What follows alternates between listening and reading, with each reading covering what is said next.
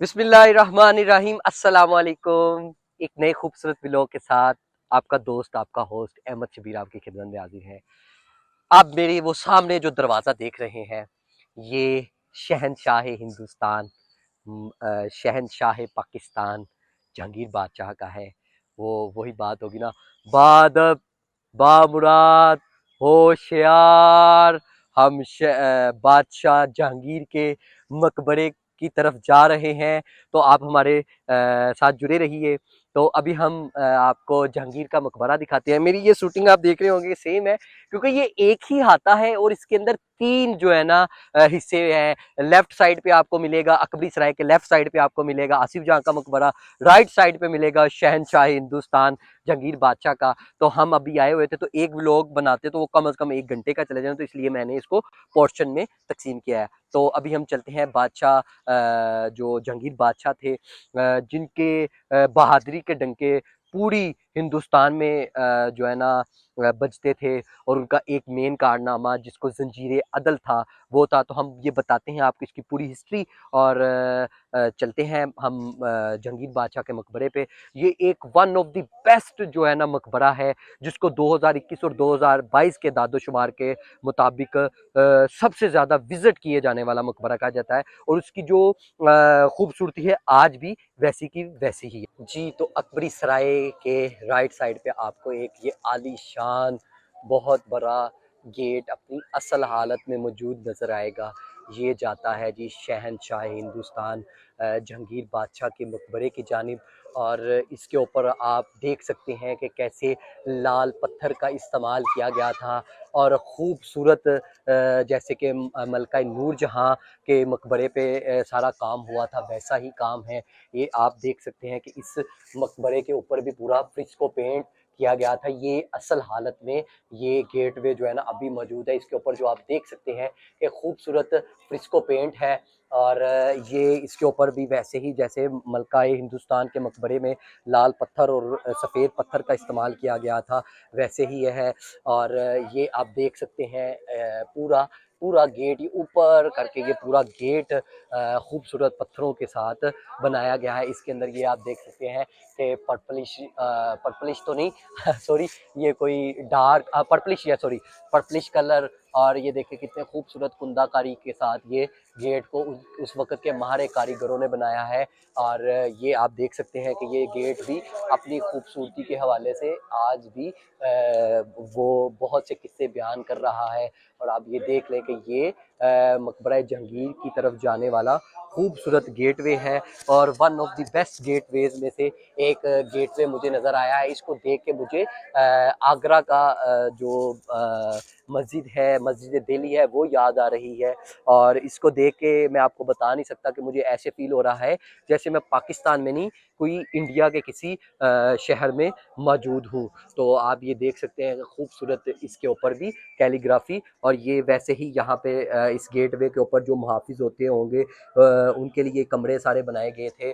और ये मकबरा भी अपनी ओरिजिनल हालत में मौजूद है। ये देखिए ये पत्थर जो है ना इस टाइम घिस चुका है जी। तो इस टाइम मैं मौजूद हूँ मकबरा जहांगीर के, जैसे कि मैंने आपको बताया गेटवे पे।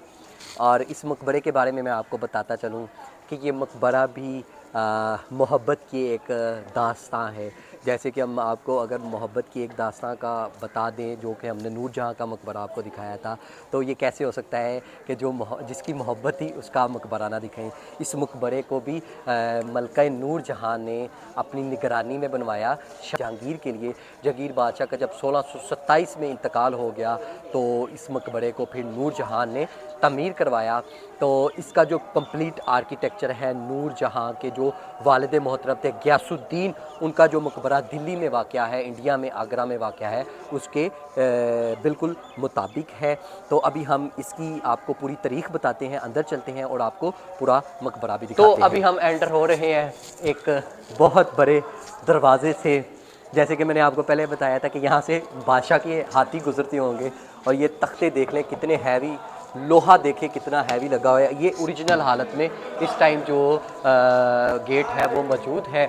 और ये आप ऊपर देखें सारा क्या अभी ओरिजिनल हालत में ही है, इसके ऊपर कोई रिजर्वेशन नहीं हुई, लेकिन अभी भी अपनी खूबसूरती خود بیان کر رہا ہے یہ. اور یہ دیکھیں کیا خوبصورت ماہر کاریگر تھے جنہوں نے اس کے اوپر کندہ کاری کی. اور ویسے ہی آرچیز ہیں یہ محافظوں کے لیے کمرے ہوا کرتے تھے. یہ اوپر کمرے ہیں سارے. یہ جی آپ کو دروازے سے اندر انٹر ہوگے تو چاچا جی بیٹھے ہوتے ہیں. آئے تو بڑی مزیدار ہے, آپ ضرور یہ لیجئے گا. ابھی ہم گیٹ سے سیدھا شہنشاہ ہندوستان جہانگیر بادشاہ کے مقبرے کے ہاتے میں چلے گئے ہیں. اور یہ بھی ایک وسیع اور عریض ہاتھا آپ کو جو نظر آئے گا یہ جہانگیر بادشاہ کے مقبرے کا ہاتھا ہے. اور یہ میں آپ کو یہ بھی کہہ دوں کہ یہ باغ دلکشا ہے. اچھا جو گیٹ ہے اس کی دوسری اندر والی جانب آپ دیکھیں کہ یہ بالکل ابھی خستہ حالت میں ہے. فرسکو پینٹ سارا مٹ چکا ہے. سامنے آپ کو ہر چیز میں تو فرسکو پینٹ نظر آئے گا, لیکن اندر والی سائڈ پہ بالکل یہ پینٹ مٹ چکا ہے. اور یہ سارا باغ دلکشا کا حصہ تھا. نور جہاں نے اپنے باغ دلکشا میں اپنے جو بادشاہ تھا, اپنے سر کا تاج جو تھا اس کا یہ مقبرہ تعمیر کروایا. جی تو ہم سامنے آپ کو دکھا رہے ہیں جہانگیر کا مقبرہ, جس کو شہزادہ سلیم نور الدین المعروف شہزادہ سلیم اور جہانگیر بادشاہ کا بھی ان کو لقب دیا گیا ہے. شیخو کا بھی لقب دیا گیا ہے, جن کے نام پہ اب شیخو پورہ موجود ہے. اور میں آپ کو یہ بھی بتاتا چلوں کہ جو جہانگیر بادشاہ تھے 1569 میں مطلب 1569 میں فتح پور سیکری میں آپ نے اپنی آنکھ کھولی. اور یہ اکبر بادشاہ کی اکلوتی اولاد تھی. کون اکبر بادشاہ؟ جو ان سے پہلے بادشاہ تھے جہانگیر بادشاہ کے جو والد تھے, انہوں نے اس وقت جو حضرت نظام الدین اولیاء اور جو خواجہ معین الدین چشتی اجمیری کے دربار پہ جا کے منت مانگی, تو پھر ان کی منت کے بدلے میں آپ کو اللہ تعالیٰ نے جہانگیر بادشاہ جیسا بیٹا دیا. اور کہتے ہیں کہ یہ جہانگیر بادشاہ بڑا درویش صفت انسان تھا, اور اس کے انصاف کے ڈنکے پوری دنیا میں مشہور تھے. تو جی جیسے میں نے آپ کو بتایا کہ مغلیہ آرکیٹیکچر میں ہمیشہ آپ کو ایسے خوبصورت جو ہاؤس ملیں گے, اور اس کی خوبصورتی کو چار چاند لگانے کے لیے مقبرے کی آپ کو یہ میں بتاتا چلوں کہ آپ کو ایسے تالاب موجود ملیں گے. مقبرہ جہانگیر کے باہر بھی آپ کو یہ ایک نور جہاں کے باغ دلکشا میں بھی آپ کو یہ ایک ایسا تالاب نظر آئے گا. اور یہ دیکھیں کہ اس تالاب سے جو پانی تھا ایسے ان کی کینالز بنائی گئی تھی, اور ایسے پانی پورے باغ میں جو ہے نا پھیل جاتا تھا. اور میں آپ کو جہانگیر بادشاہ کا بتاتا چلوں کہ ان کا انصاف کے ڈنکے پوری دنیا میں جانے اور مانے جاتے تھے. ان کا سب سے اہم کارنامہ جو یہ تھا کہ انہوں نے زنجیر عدل قائم کی, جو کہ دریائے جمنا سے آگرہ دلی جو مقبرہ تھا, جو قلعہ تھا, اس کے درمیان تھی. اور وہ 30 گز لمبی جو زنجیر تھی, اور کہتے کہ سونے سے خالص سونے سے بنائی گئی تھی. اور کہتے کہ اگر اس کے ساتھ گھنٹیاں لٹکائی گئی تھی کہ جب اس گھنٹی کو کوئی کھٹکھٹاتا تو بادشاہ کو معلوم ہو جاتا کہ جی کوئی انصاف کے لیے آیا ہے, تو اس کو زنجیر عدل کہا جاتا ہے. اس مقبرے کے اوپر بھی خوبصورت لال پتھر اور مہنگے ترین پتھر کے ساتھ کام کروایا گیا تھا, لیکن وقت گزرنے کے ساتھ ساتھ اس پتھر کو ان سے قیمتی پتھروں کو اکھاڑ دیا گیا. تو آج یہ صرف لال اور جو ہے نا سفید پتھر آپ کو نظر آئے گا, اور یہ اپنی خوبصورتی کا منہ بولتا ثبوت آپ کو نظر آئے گا. اور یہ چیک کر سکتے ہیں کہ کیا خوبصورت جو اس کے اوپر کاشتکاری ہے, اور خوبصورت پھول بنائے گئے ہیں پتھر کے ساتھ. اور یہ نور جہاں نے خود اپنے ہاتھوں سے یہ مقبرہ 4 سال کے عرصے میں کمپلیٹ کروایا. اور میں آپ کو یہ بتاتا چلوں کہ اس کے جو مقبرے کے اوپر کل لاگت آئی تھی 1 بلین روپیز آئی تھی, جو کہ 10 لاکھ روپیہ بنتا ہے. تو آپ یہ دیکھ سکتے ہیں کہ اس کے اندر خوبصورت جو چھت ہے اس کے اوپر آپ ڈیزائن دیکھ سکتے ہیں, اور یہ آرچیز ہے پوری جو اس مقبرے کے ارد گرد آپ کو بنائی گئی. چاروں کونوں میں چاروں طرف جو ہے نا یہ آرچیز بنائی گئی ہیں.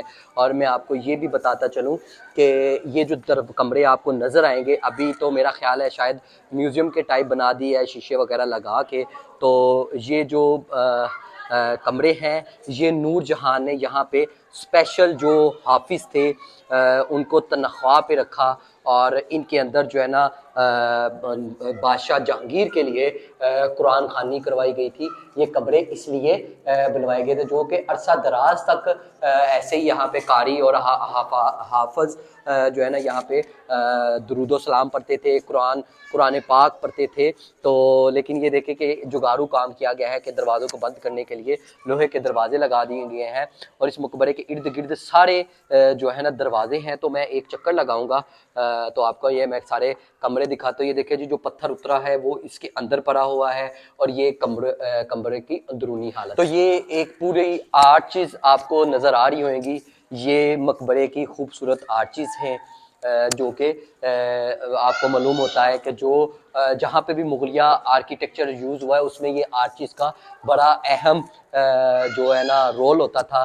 یہ دروازہ ہے جو کہ میرا خیال مقبرہ جہانگیر کے جو اندر تعویذ ہے اس کی طرف جاتا ہے. تو یہ پورے جو آپ کو کمرے نظر آ رہے ہیں ان کے اندر نور جہاں نے حافظ وغیرہ بٹھائے تھے جو کہ شہزادہ سلیم کے اوپر پر کے ان کی ارواح کو بخشتے تھے. تو یہ سارے کمرے آپ دیکھیں کہ ان کے اندر پوری فرسکو پینٹ کیا گیا ہے. جیسے کہ میری ہر الفاظ میں فرسکو پینٹ اس لیے آتا ہے کیونکہ مغلیہ آرکیٹیکچر میں فرسکو پینٹ کا بڑا اہم کردار تھا. جی تو ابھی ہم بادشاہ جہانگیر کے جو قبر کا تعویذ ہے, یہ ایک درویش صفت بادشاہ تھے, نیک بادشاہ تھے, ان کے مزار پہ جا رہے ہیں. تو ابھی اندر چلتے ہیں, پہلے یہاں سے جوتی اتار لیں گے تو پھر ہم اندر کو چلتے ہیں. اندر اندھیرا بھی ہے, یہ دیکھیں کہ یہاں پہ خوبصورت وہی دروازہ ہے. تو جی یہ اندر جانے کا کوریڈور ہے, اور آپ یہ دیکھ لیں کہ کیا خوبصورت کاشتکاری ہے.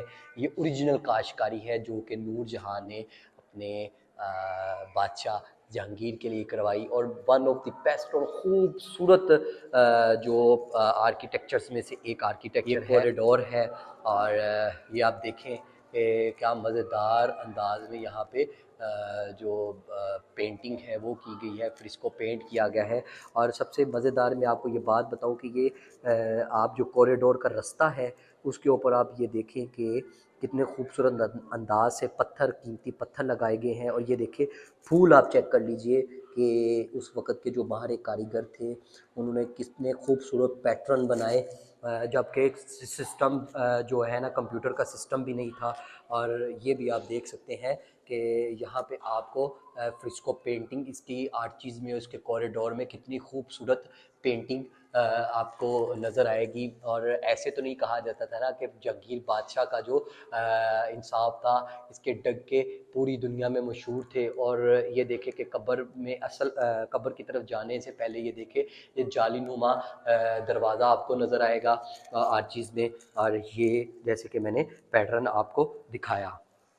تو جی ابھی ہم قبر کی طرف جاتے ہیں, اور قبر میں یہ دروازے گزرنے کے بعد ہم جو ایک ولی تھے, یہ بادشاہ ایک ولی تھے جنہوں نے ناحق کبھی کسی کو قتل نہیں کیا, کبھی کچھ نہیں کیا. تو اس کا ایک واقعہ بھی ہے جو میں آپ کو آگے آ کے بتاتا ہوں. یہ دیکھیں خوبصورت آرچیز جیسے کہ ہوتی ہیں, اور یہ پتھر یہاں پہ بھی ہے.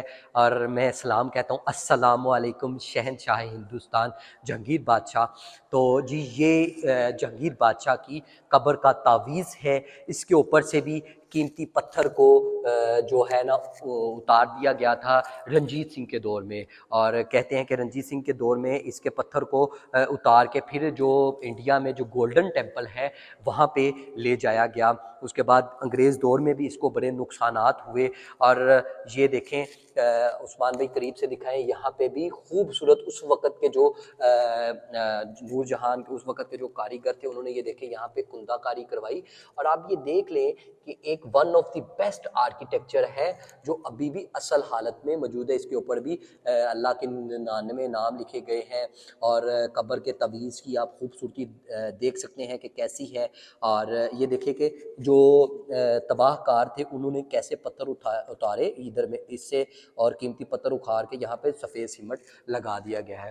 اور میری ہسٹری کا ون آف دی بیسٹ تعویذ جو ابھی بھی قبر کا تعویذ جو ابھی بھی اصل حالت میں آپ کو نظر آئے گا, یہ جہانگیر بادشاہ کا جو تعویذ ہے وہ ہے.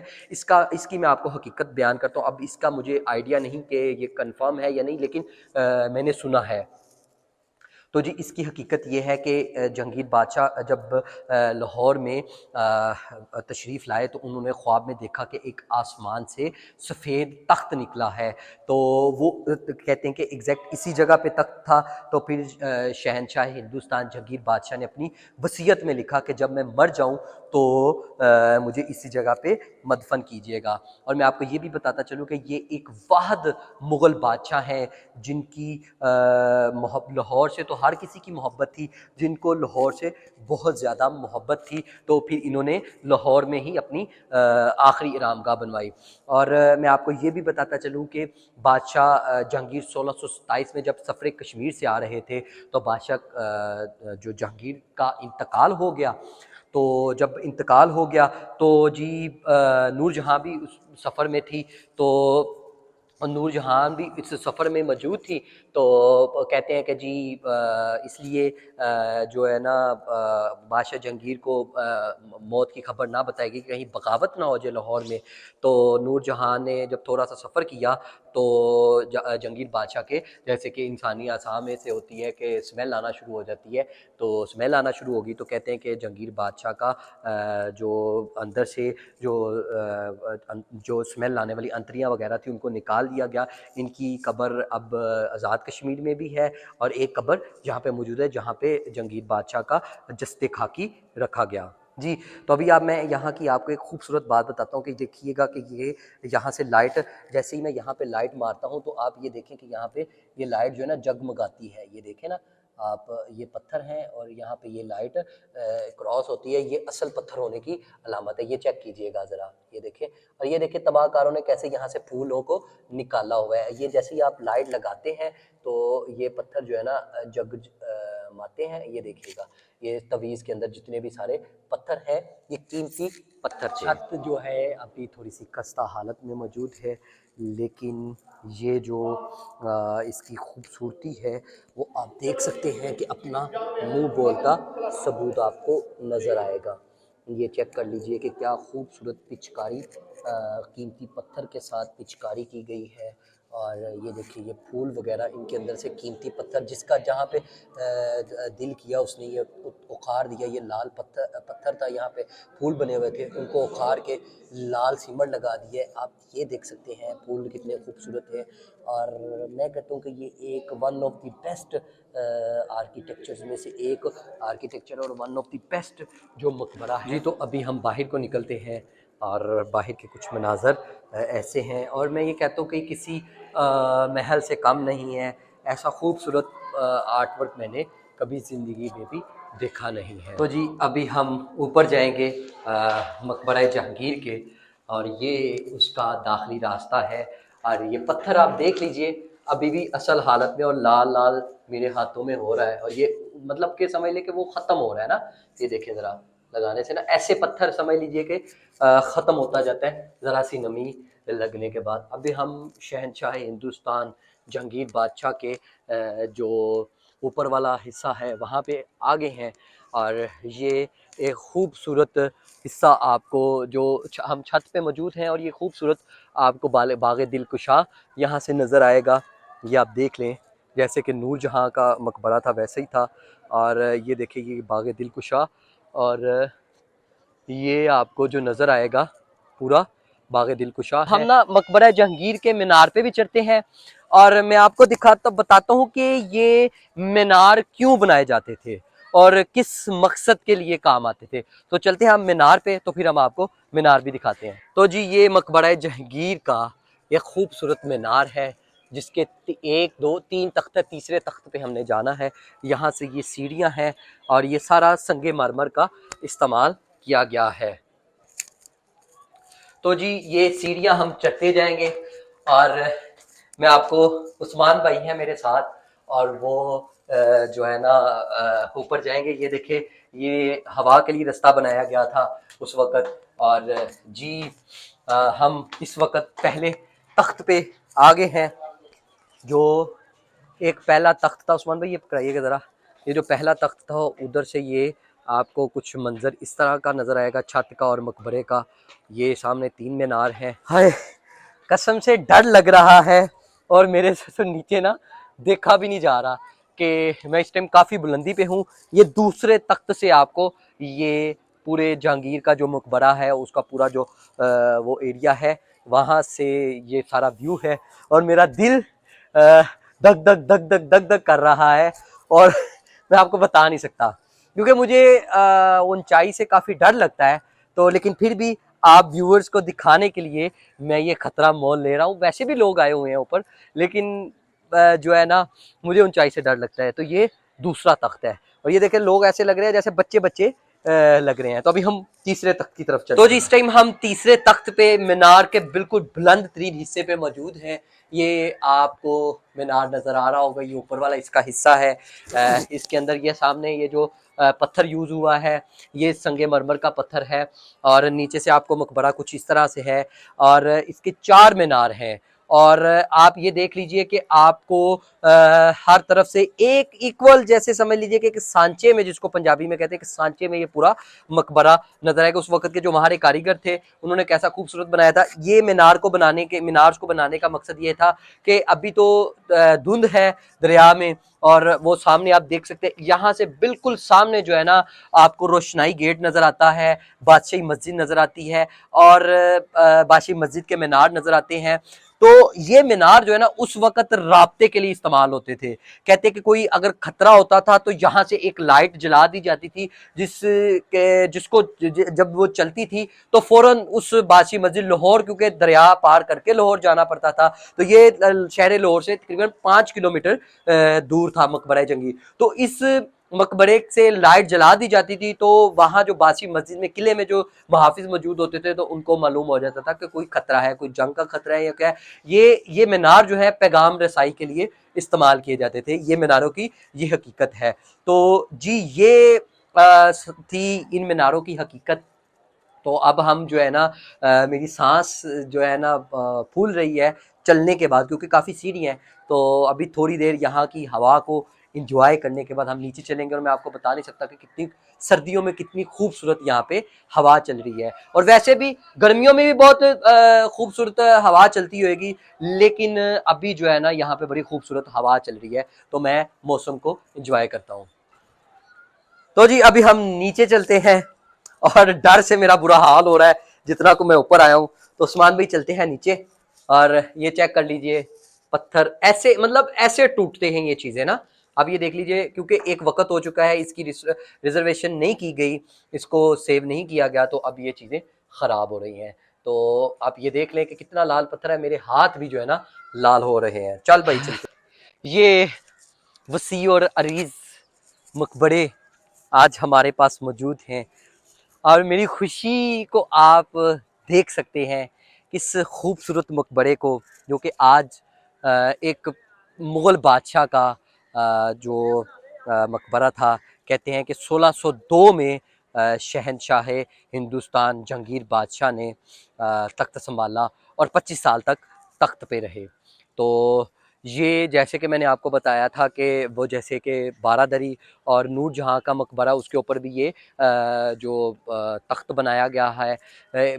میں نے ابھی ہسٹری میں یہ معلوم کیا ہے کہ اس کے اوپر نا ایک بارہ دری تھی, جس سے روشنی جو ہے نا پوری نیچے مقبرہ جہانگیر کی طرف جاتی تھی. آپ یہ دیکھیں یہاں پہ بھی کیسا لال پتھر استعمال کیا گیا, یہ اوریجنل حالت میں, یہ سنگ مرمر لگا ہوا ہے, یہ اوریجنل حالت میں ہے. اور کیا کیجئے کہ وہ یہ سارا ہینڈ میڈ کام تھا, تو اس وقت کے کاریگر کیسے تھے. تو یہ اس وقت کی جو بارہ دری تھی اس کا حصہ ہے, میں آپ کو یہ دکھاتا ہوں. یہ ایگزیکٹ اگر آپ دیکھیں تو یہ ایگزیکٹ جو حصہ ہے نا یہ والا, یہ آپ کو نظر آئے گا. اس کے ایگزیکٹ نیچے اس جگہ پہ جہانگیر بادشاہ کی قبر ہے. یہ جو جگہ ہے نا, میں آپ کو یہ بھی بتا دوں کہ اس کے اوپر بارہ دری تھی, روشنیوں کے لیے اس جگہ کو بنایا گیا تھا. تو میں بھی وہ جو نور جہاں کا مقبرہ ہے وہاں پہ بھی ہو, لیکن اس کے لیے میں نے پڑھا تھا کہ وہاں پہ رقاصائیں رقص کرتی تھی, جیسے کہ کامران کی بارہ دری پہ بھی رقاصائیں رقص کرتی تھی. تو جی یہ تھا مقبرہ جہانگیر, اور اس کی دوسری جانب واقع ہے مقبرہ نور جہاں اور آصف جہاں کا مقبرہ اکبری سرائے بھی آتا ہے. تو میں آپ کو یہ بتاتا چلوں کہ یہ شادرہ ٹاؤن میں واقع ہے. اس کے اوپر جو پتھر کا کام کیا گیا تھا, شادرہ ٹاؤن میں ایک محلہ ہے, محلہ سنگ تراشاں, وہاں مزدور وہ ٹھہرائے گئے تھے جو پتھروں کو تراشتے تھے. سنگ تراش میں پتھر تراش ہوتا ہے, تو यहीं पे हम आज के व्लॉग को ख़त्म करते हैं। उम्मीद करता हूँ आपको मेरा आज का व्लॉग पसंद आया होगा। नेक्स्ट व्लॉग तक अहमद शबीर को इजाज़त दीजिए। और मैं आपको ये भी बताता चलूँ, ये बहुत विज़िट करने वाली जगह है। जब भी आप लाहौर आएँ तो शहंशाह हिंदुस्तान जहांगीर बादशाह के मकबरे पे ज़रूर आइए। वन ऑफ द बेस्ट जो है ना आर्ट पीस मुगलिया सल्तनत का आर्किटेक्चर हमारे पास मौजूद है। नेक्स्ट व्लॉग तक अहमद शबीर को इजाज़त दीजिए। अल्लाह ने के बाद।